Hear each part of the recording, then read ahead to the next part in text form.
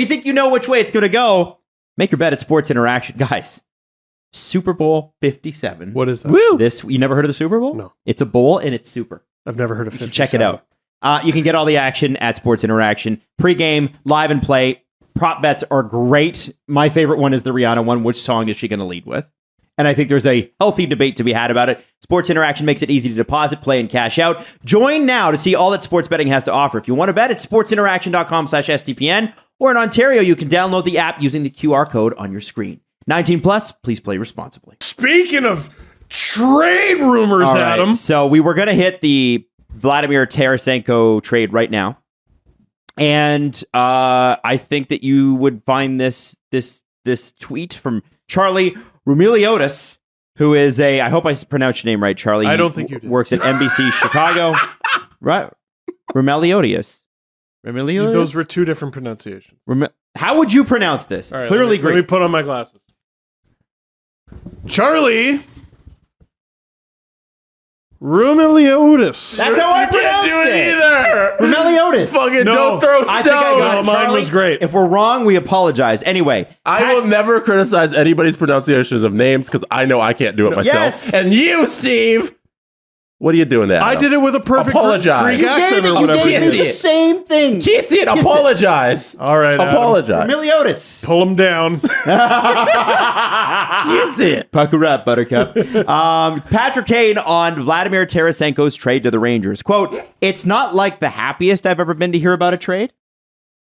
I think the Rangers are a team that you definitely pay attention to and are definitely intrigued by for obvious reasons." Patrick Kane on whether he had the Rangers on his potential radar. Quote, "If things were going to happen, that was a team I was definitely looking at. It seems like they kind of filled their void and went ahead and made a deal. So it is what it is." Patrick Kane on if he feels his hip injury is overblown. Yeah, I think so. I'm not sure what the story is, to be honest with you, but I feel better than I did last year. It's just one of those things, maybe the story leaks out and it piles up a little bit. Now, if you're looking for context here, what the Blackhawks and what the Sharks were asking for Patrick Kane and Timo Meier was too much for the Rangers. So they paid, I think, a relatively favorable price for Vladimir Tarasenko. A first and a third, essentially. And Sammy Blais, wasn't it? Sammy Blais and Hunter Skinner, a defensive prospect. So not all that bad. Not too bad. Not their greatest stuff, that's for sure.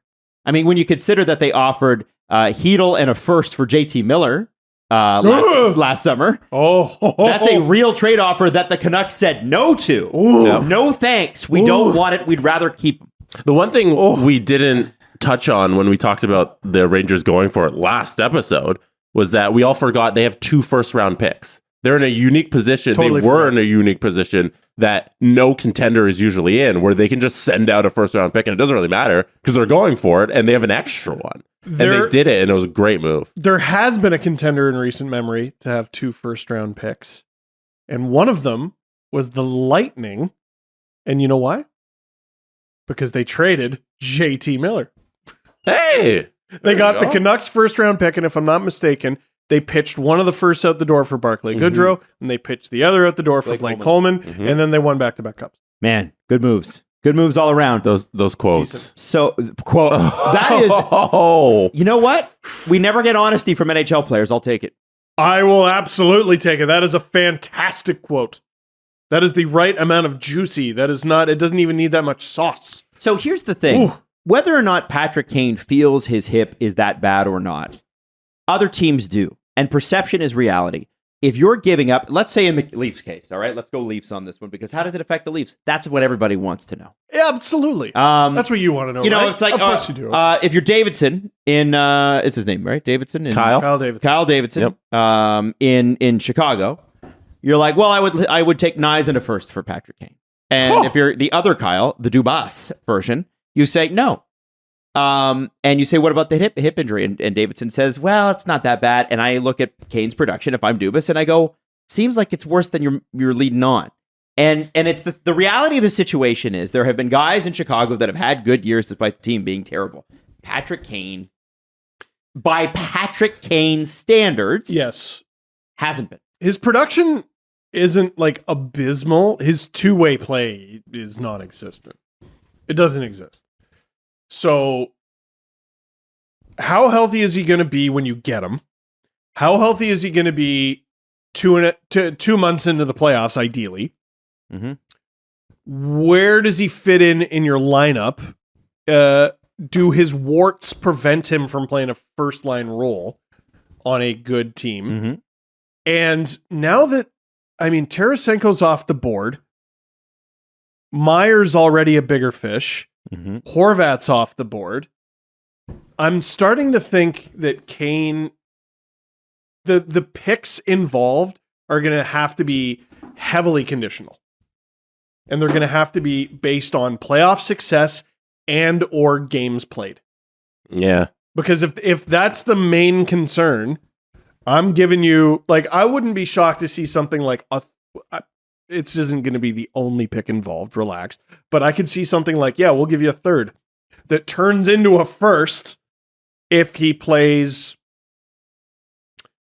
X percentage of the regular season games, Yes. and then X percentage of the playoff games. I think you got it. I think it has, if I'm a GM and like I've been a GM in NHL 23, so I kind of know what I'm talking about. Yeah, it's 100%. I know what I'm talking about Absolutely. When here. you say so- if I'm a GM, you say I am a GM, and here's what I would do. Exactly. So you should be listening to my advice. Like, that's how I'm going about it. It's, hey, he needs to play 80% of our playoff games. Because right now, we don't know if Patrick Kane can hold up. He's saying he can do it. Obviously, he's going to say he He can wants hold up. out in the worst way, it sounds He's like. trying to go to New York. He's trying to go anywhere. Of course, Patrick Kane's going to say he can hold up, but there needs to be trade protection. He needs to play in a good amount of playoff games for this trade to be worth anybody's money. Do you remember, can you look up the Jonathan Bernier trade from Toronto to Anaheim? And there is a reason I bring this up, because it wasn't a deadline deal, but it is the most condition-laden trade I've ever seen. There you go. And you're going to need some... Look at that shit! That is a page of a book. Okay. The Ducks acquire Jonathan Bernier, $4.15 million. The Leafs acquire a 2017 conditional pick. Conditions.